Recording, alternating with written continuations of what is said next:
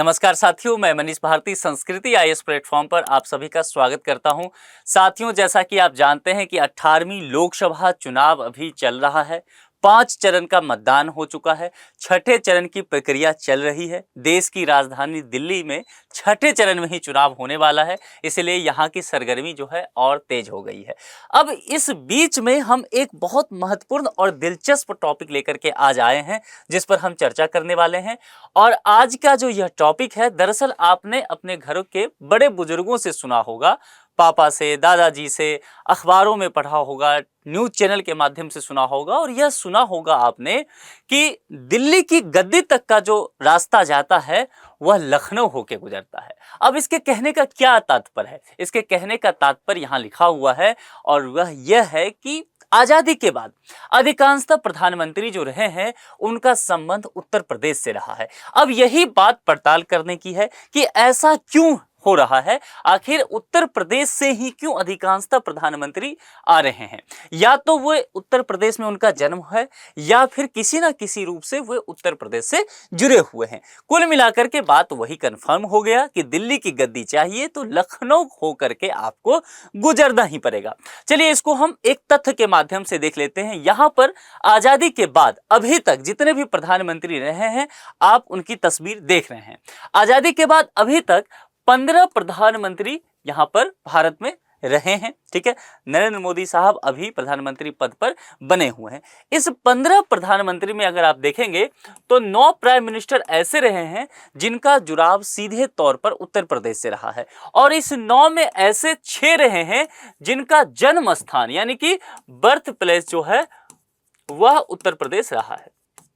मामला समझ में आ गया? यानी कि 6 जो है प्रधानमंत्री, 15 में से उनका जन्म हुआ है उत्तर प्रदेश में, और 9 जो है वो जुड़े रहे हैं उत्तर प्रदेश से। आप कहेंगे मामला समझ में नहीं आया, थोड़ा सा क्लियर करके बताइए। देखिए, जैसे उदाहरण के तौर पर मैं बताता हूं, हमारे देश के प्रथम प्रधानमंत्री जवाहरलाल नेहरू जी, इनका जन्म जो है वह उत्तर प्रदेश में ही होता है। शास्त्री जी का जन्म उत्तर प्रदेश में है। इंदिरा गांधी जी का जन्म भी उत्तर प्रदेश में हुआ था। लेकिन मैं आपसे पूछूं कि क्या मोदी जी का जन्म उत्तर प्रदेश में हुआ? तो नहीं। मोदी जी हम सब जानते हैं कि वह गुजरात के हैं, लेकिन ये प्रधानमंत्री के रूप में चुने जाते हैं कहां के संसदीय क्षेत्र से? उत्तर प्रदेश के संसदीय क्षेत्र से, वाराणसी यानी कि काशी से। ठीक है, 2014 में भी वहीं से आए थे। आप जानते हैं कि 2014 में 2 जगह से इन्होंने चुनाव लड़ा था। जब इनके नाम की घोषणा की गई थी बीजेपी के द्वारा, तो ये वाराणसी से और दूसरा सीट जो है गुजरात का वडोदरा से, दोनों जगह से इलेक्शन लड़े थे, दोनों जगह से ये जीते थे। बाद में इन्होंने वडोदरा सीट को छोड़ दिया था, वहां बाय इलेक्शन हुआ और वाराणसी से चुनकर के ये प्रधानमंत्री के रूप में गए। अब यहां पर देखिए, यह भी दिलचस्प बात है कि मोदी जी दोनों जगह से जीते थे ना। अगर इनको रहा होगा कि नहीं, मैं गुजरात का हूं तो मैं वडोदरा से जीत जाऊंगा, शायद मैं वाराणसी से हार सकता हूं तो वडोदरा एक सीट और लड़ लेता हूं। लेकिन जीतते हैं दोनों, और छोड़ कौन सा सीट देते हैं? जो इनके गृह राज्य का है, यानी कि वडोदरा का। उल्टा देख रहे हैं आप। यहां पर होना यह चाहिए था कि ये वडोदरा से सांसद रहते और वाराणसी से छोड़ देते, लेकिन इन्होंने ऐसा नहीं किया, बल्कि इन्होंने चुनाव कैंपेन में 2014 में ही कहा था, और इस बार भी ये लगातार ये कह रहे हैं कि मुझे तो गंगा मैया ने बुलाया है, मेरी दूसरी माँ जो है वह गंगा ही है। यानी कि उत्तर प्रदेश के महत्व को बताने की कोशिश ये कर रहे हैं। क्यों इतना महत्वपूर्ण उत्तर प्रदेश हो जाता है? क्यों कहा जाता है कि दिल्ली का गद्दी आपको लखनऊ होकर के ही मिलेगा? इन बातों को हम समझ लेते हैं। मैं कुछ आंकड़ों के माध्यम से आपको ये पूरा लेक्चर समझाने वाला हूं। कुछ आंकड़े हम देखेंगे ताकि आपकी चीजें जो है, आपकी समझ जो है वह विकसित हो सके, आप अच्छे से समझ सके। देखिए, आजादी के बाद अभी तक अगर आप देखेंगे तो तकरीबन 77 साल का हमारा इतिहास रहा है। 1947 से लेकर के 2024 तक का मामला मैं आपको बताना चाह रहा हूं। अब इस 77 साल में मैं आपको एक बात बताऊं तो तकरीबन प्रधानमंत्री कार्यालय के ऑफिस में जो व्यक्ति बैठा है, तो 75% हिस्सेदारी, जो आप शेयर कह सकते हैं, वह उत्तर प्रदेश के लोगों का रहा है प्राइम मिनिस्टर ऑफिस में, पीएमओ में। अब देखिए, ये बहुत बड़ी बात है कि 75% जो सांसद रहे हैं या जो व्यक्ति जन्म जिनका उत्तर प्रदेश में हुआ है, कुल मिलाकर के पीएमओ से संबंधित 75% कार्यकाल जो है वह उत्तर प्रदेश में से संबंधित प्राइम मिनिस्टर का रहा है। चलिए यहां पर थोड़ा सा और इसको विस्तार से समझ लेते हैं। जब भारत आजाद हुआ 1947 को 15 अगस्त को, उसके बाद देश के प्रथम प्रधानमंत्री बनाए गए पंडित नेहरू। और पंडित नेहरू जो है उसके बाद 1964 तक रहते हैं। जब तक ये जीवित रहते हैं तब तक ये प्राइम मिनिस्टर रहते हैं। पद पर रहते हुए ही इनकी मृत्यु हुई थी। ठीक है, अब यहां पर एक बात समझ लीजिए, 1947 से लेकर के 1952 तक चुनाव नहीं हुआ था देश में। ये 5 साल जो है इन्हें नियुक्त कर दिया गया था। देश आजाद हुआ तो इन्हें जिम्मेदारी दे दी गई थी कि आप चलाइए देश को। ठीक है, अब यहां पर एक बात आती है कि जब देश में पहली बार लोकसभा चुनाव होता है, पहली लोकसभा चुनाव, तो वह 1952 में होता है। जैसा कि मैंने आपको बताया ना कि अभी जो चुनाव चल रहा है वो 18वीं लोकसभा का चुनाव चल रहा है, तो पहली बार 1952 से ये काम शुरू किया जाता है। ठीक है, तो यहां से मामला फिर आगे बढ़ता है। तो हम 1947 से लेकर के चलते हैं, चूंकि नेहरू जी का कार्यकाल वहीं से शुरू हो गया। तो 1947 से लेकर के 64 तक अगर आप देखेंगे तो नेहरू जी तकरीबन आपको 17 साल तक इस पद पर नजर आएंगे। ठीक है, प्रधानमंत्री के रूप में ये रहे हैं। और अगर डे में कन्वर्ट कर दे कि नेहरू जी प्रधानमंत्री कार्यालय में कितने दिनों तक रहे, तो आप देख पाएंगे 17 साल में यह मामला तकरीबन आपको आ जाएगा 6130 डे, 6130 दिन तक यह प्रधानमंत्री कार्यालय में रहे। ठीक है, अब यहां पर कुछ और बड़े चेहरे देख लेते हैं कि उनका प्रधानमंत्री कार्यालय में कितना रहना हुआ था।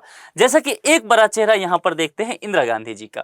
ठीक है, इंदिरा गांधी जी जो है वो 2 बार प्राइम मिनिस्टर रही थी। एक बार जो यहां से जब इनका चयन हुआ था, ये जब लाल बहादुर शास्त्री जी की मृत्यु हुई, उसके बाद जो है गुलजारी लाल नंदा यहां पर कार्यवाहक प्राइम मिनिस्टर रहे। और फिर यहां पर इंदिरा गांधी जो है 1966 में प्राइम मिनिस्टर बनी। और यहां पर देखिए 1977 तक ये प्राइम मिनिस्टर रहती है, लेकिन 77 में ये हार जाती है। आपातकाल का वो समय था, उसके बाद जो है वो मामला, हम उस पर चर्चा करेंगे कि क्या हुआ था यहां पर, और ये हारती हैं। फिर दूसरी बार जो है ये 1980 में प्राइम मिनिस्टर फिर से ये बनती है। तो इनका कार्यकाल अगर आप देखेंगे दोनों बार का जोड़ दें तो ये 15 साल का रहा था। और इसे डे में यदि आप कन्वर्ट करना चाहें तो ये तकरीबन जो है 5829 दिन तक यह प्रधानमंत्री के पद पर रही थी। इसके अलावा अगर आप 2 कांग्रेस पार्टी का ले लिए और बड़े चेहरे में देखते हैं तो अटल बिहारी वाजपेयी का आप ले लीजिए।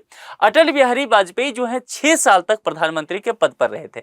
अब 6 साल तक ये कैसे रहे, देखिए ये 3 बार प्रधानमंत्री बने थे। 1996 में ये जब प्राइम मिनिस्टर बने थे तो केवल 3 दिन के लिए प्राइम मिनिस्टर बने। देखिए हो क्या गया था, 90 के दशक की अगर आप राजनीति को समझते हैं तो उस वक्त भारतीय राजनीति काफी उथल पुथल के दौर से गुजरा। भारत में राजनीतिक अस्थिरता देखा गया, आर्थिक तंगी भी उस वक्त काफी देखा गया था।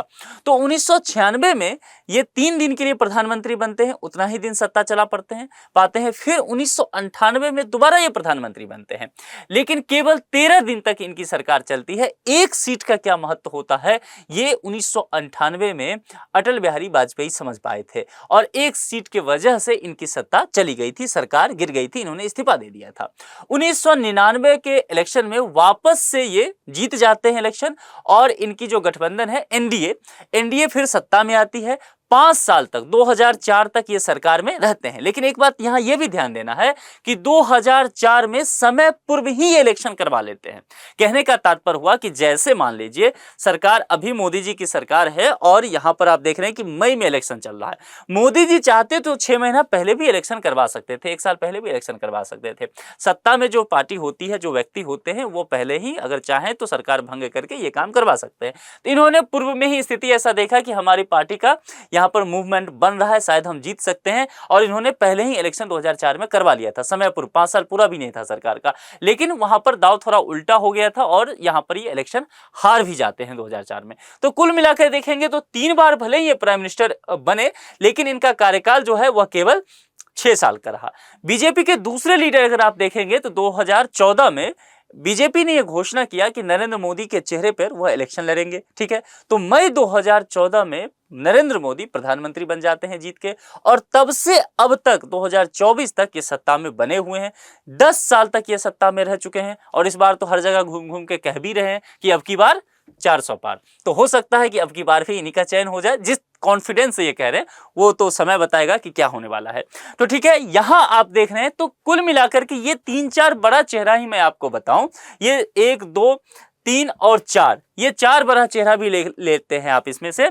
तो ये चारों जो है उत्तर प्रदेश से संबंधित हैं। और ये जो 77 साल का आज़ादी का इतिहास रहा है, आज़ादी के बाद अभी तक, तो ये देखेंगे ये चारों मिलकर के 17 इनका हो गया, 15 इनका हो गया, 6 इनका हो गया और 10 इनका हो गया। तो तकरीबन यहाँ पर हो गया कितना, 48 ईयर्स, यानी कि 77 साल में यही 4 हैं जो जुड़ करके 48 साल तक प्रधानमंत्री ऑफिस में रह जाते हैं। इसके अलावा भी उत्तर प्रदेश के बहुत सारे लोग हैं, ये चारों उत्तर प्रदेश से संबंधित हैं। इसके अलावा शास्त्री जी भी उत्तर प्रदेश से संबंधित हैं, चौधरी चरण सिंह भी उत्तर प्रदेश से संबंधित हैं, राजीव गांधी भी हैं, वीपी सिंह भी यहाँ पर आते हैं, चंद्रशेखर भी यहाँ पर आते हैं। ये सभी जो है, ये इतने चेहरे उत्तर प्रदेश से संबंधित है, यानी कि 9 पीएम जो है उत्तर प्रदेश से संबंधित हैं। तो ये मामला आपको डे के हिसाब से समझ में आ गया। लेकिन यहाँ पर यह समझ लेते हैं सबसे पहले कि ये शुरुआत कहां से हुआ, ये चीजें जो आप देख रहे हैं। अच्छा, एक बात मैंने आपसे कहा कि 15 प्राइम मिनिस्टर यहां पर हुए थे, लेकिन जब आप इस तस्वीर पर नजर डाले होंगे तो आप यहां पर गिनती कीजिए, 2, 2, 4, 2, 6, 1, 7 और 7, यहां 14 चेहरा ही यहां आपको दिख रहा है। तो आप कहेंगे आपने बताया कि 15 व्यक्ति प्राइम मिनिस्टर रह चुके हैं, लेकिन यहां पर 14 चेहरा ही दिख रहा है। इसका वजह क्या है कि पंडित नेहरू, मैंने बताया था, पद पर रहते हुए ही इनकी मृत्यु हो गई थी। तो कार्यवाहक प्रधानमंत्री जो है गुलजारी लाल नंदा जी को बनाया गया था। कुछ ही दिन का उनका कार्यकाल रहा था, फिर शास्त्री जी प्रधानमंत्री रहे। और एक बात आप ये भी जानते हैं कि शास्त्री जी की भी मृत्यु रहस्यमयी ढंग से प्रधानमंत्री पद पर बने रहने के साथ ही हुआ था। 1965 में युद्ध हुआ था पाकिस्तान से और फिर ताशकंद समझौते में वहां गए थे और वहीं पर उनकी मृत्यु 1966 में हो गया था। तो इसके बाद भी कार्यवाही प्रधानमंत्री की जरूरत पड़ा था और वो भी गुलजारी लाल नंदा ही रहे थे। तो 14 ये और एक गुलजारी लाल नंदा वो कार्यवाहक प्रधानमंत्री थे। तो 15 व्यक्ति ऐसे हैं जो इस पद पर रह चुके हैं। ये मामला क्लियर हो गया। चलिए अब आगे यहां से बढ़ जाते हैं कि ये जो इतिहास है आखिर उत्तर प्रदेश से कैसे जाकर के जुड़ जाता है, उत्तर प्रदेश से ही ये सब चीजें कैसे शुरुआत हो जाती है कि इतने प्रधानमंत्री उत्तर प्रदेश से रहे और इस देश की दशा दिशा कैसे तय होगी। ये 77 साल आजादी के बाद ये देश जो चला है, इसमें उत्तर प्रदेश के व्यक्ति जो हैं उससे जुड़े हुए प्रधानमंत्री, उनका योगदान कैसे रहा है, इसका इतिहास की शुरुआत कहां से होती। देखिए, पंडित जवाहरलाल नेहरू यहां पर आपको दिख रहे हैं। पंडित नेहरू के पिता हुआ करते थे मोतीलाल नेहरू। मोतीलाल नेहरू का पैतृक राज्य जो होता था वह उत्तर प्रदेश ही हुआ करता था। अब वे उत्तर प्रदेश के आगरा शहर, आप जानते हैं आगरा ताजमहल है, वहां मोहब्बत इश्क का शहर है, तो आगरा में वकालत किया करते थे। उसके कुछ समय बाद वे आज के प्रयागराज, उस वक्त के इलाहाबाद में शिफ्ट हो गए। वहां उन्होंने एक बड़ी सी हवेली खरीद ली। यदि आप नाम सुने होंगे तो उस वक्त एक हवेली का नाम हुआ करता था जिसका नाम था आनंद भवन। आजकल उसे स्वराज भवन के नाम से जानते हैं। आजकल कभी भी आप अगर जाने का मौका मिले प्रयागराज, तो वहां पर स्वराज भवन, आज का उस वक्त का आनंद भवन, आप जाकर के घूम सकते हैं। वहां पर इसी आनंद भवन में अखिल भारतीय कांग्रेस कमेटी की बैठक वगैरह हुआ करती थी, इसी बड़ी सी हवेली में। यहीं पर देश के 2 प्रधानमंत्री का जन्म होता है इसी हवेली में। किनका किनका जन्म होता है, तो एक तो होता है पंडित जवाहरलाल नेहरू, इनके पिताजी लिए थे वो हवेली, ध्यान रखना है, मोतीलाल नेहरू। तो एक तो इनका जन्म वहीं होता है, दूसरा इनकी बेटी जो है इंदिरा गांधी, इनका जन्म भी इसी हवेली में होता है आनंद भवन में। और ये दोनों जो है 1930 तक यहीं पर रहते भी हैं। ठीक है, यहां से कहीं ना कहीं अगर आप देखेंगे स्वतंत्रता आंदोलन, जैसे मैंने कहा अखिल भारतीय कांग्रेस कमेटी की बैठक वगैरह हुआ करता था इसी आनंद भवन में, तो आप देखेंगे कि स्वतंत्रता आंदोलन से ही यूपी का जुड़ाव काफी यहां से हो गया, कांग्रेस का जुड़ाव हो गया। और यह देखा गया कि कांग्रेस के बहुत सारे लीडर जो है, बड़े दिग्गज लीडर, वे उत्तर प्रदेश से संबंधित थे। ठीक है, और उत्तर प्रदेश का कहीं ना कहीं जुड़ाव जो है फिर सत्ता के करीब होता चला गया। अब यहां पर जरा देख लेते हैं स्थिति यहां पर प्राइम मिनिस्टर का, फिर मैं आपको उत्तर प्रदेश की कहानी आगे बढ़ा दूंगा ताकि आपको और समझ में आए।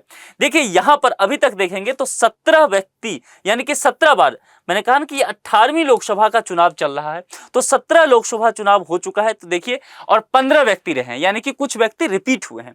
जैसे पहली बार यहां प्रधानमंत्री बनते हैं पंडित नेहरू और 1966 तक रहते हैं। यहां पर इनकी मृत्यु के बाद गुलजारी लाल नंदा कुछ दिनों के लिए प्रधानमंत्री बनते हैं और ये कार्यवाहक प्रधानमंत्री हैं। फिर यहां पर जो है वह लाल बहादुर शास्त्री प्राइम मिनिस्टर बनते हैं। इनकी जब मृत्यु हो जाती है, आकस्मिक मृत्यु ताशकंद में, उसके बाद यहां पर फिर से गुलजारी लाल नंदा जो है कार्यवाहक प्रधानमंत्री बनते हैं। फिर इंदिरा गांधी आती हैं यहाँ पर, ठीक है, और यहाँ से भारतीय राजनीति एक अलग करवट से शुरू हो जाती है। इंदिरा गांधी जब यहाँ पर प्राइम मिनिस्टर बनती है तो एक बात आपको यहाँ पर मैं बता दूं कि यहाँ पर कई तरह के विवाद भी इंदिरा गांधी के साथ जुड़ जाते हैं। मैं ये क्यों कह रहा हूं, क्योंकि आप इस बात को समझिए कि आजादी के बाद तक 3 दशक तक ये जो उत्तर प्रदेश है वो कांग्रेस का गढ़ रहा था। कांग्रेस कभी वहां हारी नहीं थी, लेकिन 1977 में कांग्रेस को उत्तर प्रदेश में पहली बार हार का सामना करना पड़ा था और स्थिति यह हो गया था कि उत्तर प्रदेश से कांग्रेस को एक सीट भी नहीं आया था। इसकी बड़ी वजह उस वक्त आपातकाल लगाना था इंदिरा गांधी जी के द्वारा। दूसरी बात क्या हुआ था, 1977 में इलाहाबाद हाईकोर्ट के द्वारा इंदिरा गांधी की जो उम्मीदवारी है उसे रद्द कर दिया गया था, चूंकि चुनावी कदाचार में इन्हें संलिप्त पाया गया था। उसके बाद स्थिति खराब होती गई। 1977 में कांग्रेस 2 भागों में विभक्त हो गई थी। तो कांग्रेस आर जो है वहां आप देखेंगे 2 दिग्गज सीट है, अगर कहूं मैं 2 बड़े सीट, जैसे आज भी कहते हैं रायबरेली और अमेठी की हम चर्चा किया करते हैं। अभी भी इस बार रायबरेली से राहुल गांधी लड़ रहे हैं, वो केरल के वायनाड के अलावा। पहले अमेठी से वो लड़ा करते थे, क्योंकि सोनिया गांधी रायबरेली से थे, अब वो राज्यसभा राजस्थान से चली गई हैं। तो उस वक्त जो है ये आप कह सकते हैं परंपरागत सिद्ध कांग्रेस का रहा। तो रायबरेली से इंदिरा गांधी लड़ रही थी चुनाव कांग्रेस आर के टिकट पे, ठीक है, 1977 में। और क्या होता है कि इंदिरा गांधी चुनाव हार जाती हैं, ध्यान देना है। इसके अलावा इनका जो लड़का था, इनके जो बाद में प्रधानमंत्री भी देश के बने, राजीव गांधी दूसरी परंपरागत सीट कांग्रेस पार्टी का, जिसको मैंने कहा अमेठी, तो अमेठी से चुनाव लड़ते हैं और मजे की बात है कि ये भी हार जाते हैं। मैंने पहले ही कहा कि कांग्रेस आर को 1977 के चुनाव में एक भी सीट नहीं प्राप्त होता है। और फिर जनता पार्टी के जो प्राइम मिनिस्टर होते हैं एक व्यक्ति मोरारजी देसाई फिर यहां पर प्राइम मिनिस्टर बनते हुए नजर आते हैं, ठीक है। तो ये मामला वहां पर ये इनके साथ जुड़ा हुआ इतिहास रहा है। उसके बाद फिर ये 1980 में चुन करके आ जाती हैं और फिर ये पूरे 5 साल का कार्यकाल ये पूरा करती हैं। तो मोरारजी देसाई जो है ये कहां से जुड़े हुए व्यक्ति हैं, ये सूरत से जुड़े हुए हैं। सूरत कहां पड़ता है, गुजरात में, जहां से नरेंद्र मोदी आते हैं। लेकिन नरेंद्र मोदी अपने आप को मां गंगा का बेटा कह के वाराणसी में आ जाते हैं, ये यूपी से प्राइम मिनिस्टर ये गिने जाएंगे, ठीक है। उसके बाद किसान नेता चौधरी चरण सिंह आते हैं, फिर इंदिरा गांधी आती हैं, फिर राजीव गांधी की मृत्यु के बाद, यहां से देखिए इनकी मृत्यु के बाद ही भारत में राजनीतिक अस्थिरता शुरू हो जाता है। लेकिन मजे की बात है, राजनीतिक अस्थिरता होने के बावजूद भी प्राइम मिनिस्टर लगातार जो आपको देखने को मिलेगा वो उत्तर प्रदेश से संबंधित व्यक्ति मिलेगा। जैसे कि वीपी सिंह को सामाजिक पुरोधा भी कहा जाता है। मंडल कमीशन वगैरह इन्हीं के समय में आया था, तो कभी डिटेल से उस पर हम बात करेंगे। तो वीपी सिंह बने, उसके बाद जो है चंद्रशेखर यहां पर प्राइम मिनिस्टर बनते हैं। कुछ समय के लिए यहां पर पीवी नरसिंहा राव बनते हैं प्राइम मिनिस्टर, और इनका कार्यकाल भी काफी बेहतर रहा था। अगर आप देखेंगे भारत का अगर आर्थिक दृष्टिकोण से जो उदारीकरण का दौर रहा, वैश्वीकरण का दौर रहा, ये जो है यहाँ पर हमें पीवी नरसिंहा राव जी के प्रधानमंत्री रहते हुए देखने को मिलता है। इसके बाद अगर आप देखेंगे तो यहाँ पर आपको इंद्र कुमार गुजराल, उसके बाद देवगौड़ा साहब रहे प्रधानमंत्री, और फिर यहाँ से अगर आप देखेंगे तो अटल बिहारी वाजपेयी, 3 बार यहाँ अटल बिहारी वाजपेयी प्रधानमंत्री रहते हैं। फिर मनमोहन सिंह जो है लोकसभा से एक बार भी प्रधानमंत्री नहीं रहते, लोकसभा से चुन के नहीं आए थे, वे 2 बार प्रधानमंत्री रहते हैं 10 साल तक के लिए। लेकिन एक बार वो असम से रहते हैं और दूसरी बार वो राजस्थान से रहते हैं। मतलब पहला ही टर्म इनका राजस्थान का था, जो कि 2004 से जो शुरुआत टर्म हुआ था वह था इनका राजस्थान से, और दूसरी बार ये जब प्रधानमंत्री बन के आए थे ये असम के राज्यसभा सीट से आए थे, तो लोकसभा चुनाव इन्होंने लड़ा भी नहीं था, ठीक है। ऐसे ही अगर आप देखेंगे इंद्र कुमार गुजराल, तो इंद्र कुमार गुजराल भी लोकसभा से नहीं थे, ये राज्यसभा से ही थे और ये बिहार से आए थे। देवगौड़ा साहब जो प्रधानमंत्री बनते हैं, तो देवगौड़ा साहब भी लोकसभा से नहीं आए थे उस समय, मतलब जब ये प्रधानमंत्री थे तब ये राज्यसभा से ही आए थे और ये कर्नाटक से आए थे। पीवी नरसिंहा राव आंध्र प्रदेश से थे, तो ठीक है। और इनका मैंने बता दिया कि जो मोरारजी देसाई है वह गुजरात के सूरत से थे। ये मामला आपको समझ में आ गया। और नरेंद्र मोदी 2014 से आए और अभी तक बने हुए हैं। ये जो है गुजरात के रहने वाले हैं, लेकिन ये वाराणसी सीट से आते हैं। अब यहां पर मसला आता है फिर से उत्तर प्रदेश। सारा आपने समझ लिया कि कौन कहां से आते हैं, किस तरह से आते हैं। अब आ जाते हैं वापस से उत्तर प्रदेश। उत्तर प्रदेश का इतिहास में बता चुका था कि क्यों सत्ता इसी के इर्द गिर्द घूम रही है, लेकिन सत्ता इर्द गिर्द तो घूम रही है, लेकिन समय के साथ करवट तो बदलना चाहिए था। करवट क्यों नहीं बदलता है, इसकी बड़ी वजह इस मैप पर आपको नजर आ रहा है। भारत का मैप गौर से देखिए, इसमें आपको उत्तर प्रदेश दिख रहा होगा, और उत्तर प्रदेश भारत का एक बड़ा राज्य है। दुनिया के कई देश जो हैं इससे छोटे पड़ जाते हैं, इतना बड़ा राज्य है। अगर जनसंख्या के हिसाब से देखें तो 2011 में लास्ट हमारा सेंसस हुआ था। आप जानते हैं कि हर एक 10 साल पर भारत में जनगणना हुआ करता है। तो 2011 में आखिरी बार जनगणना हुआ था। तो आप कहेंगे 2021 में होना चाहिए था, फिर 11 का क्यों बता रहे हैं? तो 2021 में जनगणना नहीं हुआ है। इसका वजह कोरोना भी बताया जाता है और कुछ तकनीकी प्रशासनिक कारण बताया जाता है। गृह मंत्री अमित शाह हाल ही में लोकसभा में एक बयान दिए थे कि जैसे ही 2024 का ये इलेक्शन समाप्त हो जाता है, हम जो है जनगणना का काम करवा लेंगे। तो फिलहाल हमारे पास जो आंकड़ा है वह 2011 का है, और सारा कामकाज जो है वह सरकार भी इसी आंकड़ों के हिसाब से किया करती है। तो 2011 के जनगणना के अनुसार यदि उत्तर प्रदेश की आबादी आप देखेंगे देश की आबादी में परसेंटेज के लिहाज से, तो यह 17% शेयर हासिल करता है उत्तर प्रदेश। आप समझ सकते हैं, यह अपने आप में बहुत बड़ी बात है कि 17% जनसंख्या केवल एक राज्य से आ जाता है। इसके अलावा यहां पर मैं अगर लोकसभा सीट की बात करूं उत्तर प्रदेश को लेकर के, तो उत्तर प्रदेश से जो लोकसभा सीट आता है वह 80 पड़ता है, 80 सीट। अब समझ सकते हैं, आप समझ में आया लखनऊ से गाड़ी होकर के क्यों पहुंचती है दिल्ली तक? क्योंकि 80 लोकसभा सीट जो है वह यहां से होता है। यह पहले नंबर पे है, यानी कि देश में सबसे अधिक लोकसभा क्षेत्र कहीं पर है तो वह उत्तर प्रदेश में है। दूसरे नंबर पे आता है महाराष्ट्र, और महाराष्ट्र में पता है कितना है? 48। सोचिए, दूसरे नंबर पे जो आता है वह लगभग आधे से थोड़ा ही ज्यादा है। फिर बिहार 40 के साथ और स्टेट आ जाते हैं। तो आप समझ सकते हैं कि पहले नंबर पे जो स्टेट है दूसरे नंबर पे कितना ज्यादा अंतर है। यानी कि महाराष्ट्र को केवल यहां पर 48 सीट महाराष्ट्र को मिलता है और इसे 80 सीट मिल जाता है। तो मामला समझ में आ गया कि यह जो है निर्णायक भूमिका में उत्तर प्रदेश रहेगा। उत्तर प्रदेश में जो अधिक से अधिक सीट जीतेगा वह पार्टी जो है आगे बढ़ पाएगी। यानी कि अगर आप देखेंगे लोकसभा में, तो यूपी को सीट के हिसाब से देखिए, जनसंख्या के हिसाब से 70% आबादी लेता है ये देश के जनसंख्या के 2011 के हिसाब से।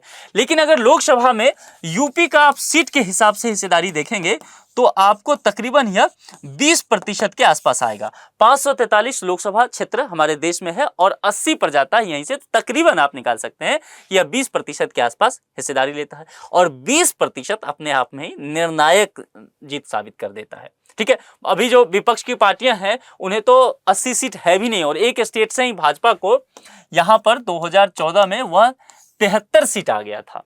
तो समझ सकते हैं कि कितनी बड़ी यहां पर जीत हो सकती है। तो एक पार्टी यदि एक राज्य में अपनी पकड़ को मजबूत कर ले तो जाहिर सी बात है क्या होगा, वहां से उसकी स्थिति बेहतर हो सकता है। तो यहां पर मैंने एक कहानी पिछले आपको बताया था कि कैसे इंदिरा गांधी हार गई थी रायबरेली से, राजीव गांधी अमेठी से, फिर मोरारजी देसाई प्राइम मिनिस्टर बनते हैं। अब फिर से उत्तर प्रदेश का मैंने बता दिया, अब वहां से कहानी आगे समझिए। 1990 में बीजेपी का उदय होता है, बीजेपी चरम पे रहता है। राम मंदिर का वहां पर जो है अयोध्या में आंदोलन होता है, कार सेवकों पर गोली चलाई जाती है, और बीजेपी जो है अचानक से लोगों के दिल में राज कर लेती है। ठीक है, वहां से बीजेपी की स्थिति सुधरने लग जाती है, मतलब बेहतर होने लग जाती है राजनीतिक दृष्टिकोण से। 2014 का जब समय आता है तो 2014 में यहां पर समझ लीजिए एनडीए को, मैंने कहा एनडीए जो है बीजेपी के गठबंधन है। ठीक है, तो एनडीए को यहां पर जो है वह 73 सीट मिलता है 80 में से, जिसमें से बीजेपी को कितना मिल जाता है? 71 सीट, और 2 जो है इनके गठबंधन के अन्य सदस्य को मिलता है। तो 80 में से 73 सीट इन्हीं को मिल गया। तो ये जो है काफी यहां पर फायदे में रहते हैं। इस वजह से अगर आप देखेंगे तो स्थिति इनकी बहुत बेहतर मानी जाती है। 1984 की मैं आपको एक कहानी याद दिलाना चाहूंगा। 1984 में कांग्रेस जो है सबसे बेहतर प्रदर्शन यहां की थी। यानी कि देखिए 80 में से 73 जैसे बीजेपी लेकर के आई थी, इससे पहले 1984 में कांग्रेस ने 85 में से 1984 में कांग्रेस 85 लोकसभा सीट उस समय यूपी में हुआ करता था, और इसमें से 83 सीट ली थी। 83 सीट। ये 1984 का समय क्या था? इंदिरा गांधी जी की मृत्यु हो चुकी थी, और यहां पर राजीव गांधी जो है वह प्रधानमंत्री के रूप में चुनाव लड़ रहे थे। तो इंदिरा गांधी की मृत्यु के बाद लोग जो है बहुत इमोशनल होकर के वोट कर रहे थे। ठीक है, तो यहां पर ये जो है 83 सीट आएगा। अच्छा, आप कहेंगे कि आपने अभी कहा कि 80 सीट है यूपी में, आप यहां पर कह रहे हैं 1984 में 85 सीट है। तो आपको मैं बता दूं कि उस समय जो होता था उत्तर प्रदेश में, उत्तराखंड जो आज का है वह भी शामिल हुआ करता था। तो कुछ लोकसभा की सीट और यहां पर थे, लेकिन उत्तराखंड के कट जाने के बाद यूपी से कुछ लोकसभा की सीट जो है वह दूसरी तरफ चला जाता है। यहां पर देखिए उत्तर प्रदेश की स्थिति आप यहां दिख रहा है आपको, और ये सारे प्राइम मिनिस्टर जो हैं वह उत्तर प्रदेश से संबंधित हैं। इंदिरा गांधी जी भी, इनका तो जन्म ही रहा, नेहरू जी का जन्म ही रहा यहाँ पर। चंद्रशेखर साहब ये भी प्रधानमंत्री रहे, उत्तर प्रदेश से ही रहे। वीपी सिंह उत्तर प्रदेश से रहे। राजीव गांधी उत्तर प्रदेश से रहे। इसके बाद चौधरी चरण सिंह, लाल बहादुर शास्त्री, अटल बिहारी वाजपेयी और फिर नरेंद्र मोदी भी उत्तर प्रदेश से संबंधित रहे। मैंने आपसे पहले कहा था कि 6 प्राइम मिनिस्टर ऐसे हैं जिनका जन्म स्थान ही उत्तर प्रदेश रहा है, और ये 6 प्राइम मिनिस्टर वो हैं। देश के पहले प्रधानमंत्री जो हैं जवाहरलाल नेहरू, दूसरे लाल बहादुर शास्त्री, उसके बाद इंदिरा गांधी, चंद्रशेखर जी, उसके बाद यहाँ पर आपको वीपी सिंह नजर आ रहे हैं, और फिर यहाँ पर चौधरी चरण सिंह नजर आ रहे हैं। ये सब ऐसे व्यक्ति रहे हैं जो उत्तर प्रदेश में जन्म ही लिए हैं। अब ये देखिए बड़ी बात है कि मैंने कहा कि 6 व्यक्ति जन्म लिए हैं और 3 व्यक्ति और प्लस कर दीजिए जो किसी न किसी रूप से उत्तर प्रदेश से संबंधित रहे हैं। तो कुल मिलाकर के आपको यहाँ पर जो आप ये तस्वीर देख रहे थे, ये तस्वीर आपको फिर देखने को मिल जाएगा। क्योंकि आप कहेंगे राजीव गांधी का जन्म मुंबई में हुआ था, ये ध्यान में आपको रखना है। हालांकि ये माने जाते हैं उत्तर प्रदेश से ही, चूंकि परंपरागत रूप से अमेठी से लड़ते रहे, लेकिन इनका जन्म वहां मुंबई में हुआ था। तो ये स्थिति है उत्तर प्रदेश का। तो कुल मिलाकर के अगर आप देखेंगे तो भारत के इस तस्वीर पर आपको नजर आएगा कि बहुत सारे ऐसे प्राइम मिनिस्टर रहे हैं जो ज्यादातर उत्तर प्रदेश से संबंधित रहे। कुछ को छोड़ दें, जैसे देवगौड़ा साहब यहाँ कर्नाटक से आ जाते हैं, पीवी नरसिंहा राव जो आंध्र प्रदेश से आते हैं, उसके बाद नरेंद्र मोदी, जन्म स्थान इनका जरूर है गुजरात में, लेकिन ये आते हैं यूपी से जीत करके। मोरारजी देसाई गुजरात से आते हैं। राजीव गांधी मैंने कहा था कि मुंबई में इनका जन्म स्थान रहा है, लेकिन ये यूपी से चुनाव लड़ते रहे। चंद्रशेखर, लाल बहादुर शास्त्री और जवाहरलाल नेहरू ये सब तो, और ये जो चौधरी चरण सिंह, ये सब उत्तर प्रदेश से ही आते हैं। और यहाँ पर कुछ प्राइम मिनिस्टर ऐसे भी रहे हैं जो अभी का जो पाकिस्तान है वहां से उनका जन्म स्थान रहा था, जैसे कि मनमोहन सिंह जी को लेकर बात कर सकते हैं, इंद्र कुमार गुजराल को लेकर के बात कर सकते हैं, और फिर गुलजारी लाल नंदा कार्यवाहक प्रधानमंत्री रहे हैं, ठीक है, 2 बार। तो ये भी पड़ जाते हैं पाकिस्तान वाले क्षेत्र में। तो आपने यहां पर क्या समझा? कुल मिलाकर के हमने ये देखा, आंकड़ों के हिसाब से भी देख लिया, उत्तर प्रदेश की जनसंख्या को देखते हुए वहां जो कितनी सीट है, कितना परसेंटेज है पार्लियामेंट में, इन सब स्थिति से यही लगता है अंत में यह कहावत चरितार्थ होता है कि जी हाँ, यदि आपको दिल्ली की गद्दी चाहिए तो लखनऊ होकर के आपको जाना ही होगा जनाब, तभी जाकर के आप दिल्ली की सत्ता प्राप्त कर सकते हैं। चलिए, इस टॉपिक पर एक प्रश्न है और देखते हैं आप में से कितने लोग इस प्रश्न का सही जवाब दे पाते हैं। वर्ष 2024 में निम्नलिखित में से कौन से प्रधानमंत्री को भारत रत्न पुरस्कार दिया गया है? पूर्व प्रधानमंत्री रहे हैं, उनको इस बार भारत रत्न दिया गया है, तो बताइए। लाल बहादुर शास्त्री, चौधरी चरण सिंह, विश्वनाथ प्रताप सिंह यानी कि वीपी सिंह, और नरेंद्र मोदी। इसमें से कोई एक ही सही होगा। जो भी सही होगा कमेंट बॉक्स में आप जरूर लिख दीजिए। आप क्या सोचते हैं कि उत्तर प्रदेश की क्या भूमिका है चुनाव में, और आप उत्तर प्रदेश के जिस भी लोकसभा क्षेत्र से आते हैं, उत्तर प्रदेश के विषय में और उत्तर प्रदेश का भारतीय राजनीति में क्या योगदान रहा है, अपने जगह का नाम लिखते हुए, अपने डिस्ट्रिक्ट का नाम लिखते हुए कमेंट बॉक्स में 2 मिनट लगेगा, पर अपने विचार जरूर लिखिए। आज के इस लेक्चर में इतना ही। किसी दूसरे लेक्चर में किसी दूसरे मुद्दे पर आपसे मुलाकात होगी। अपना बेहद ख्याल रखिए। Thank you.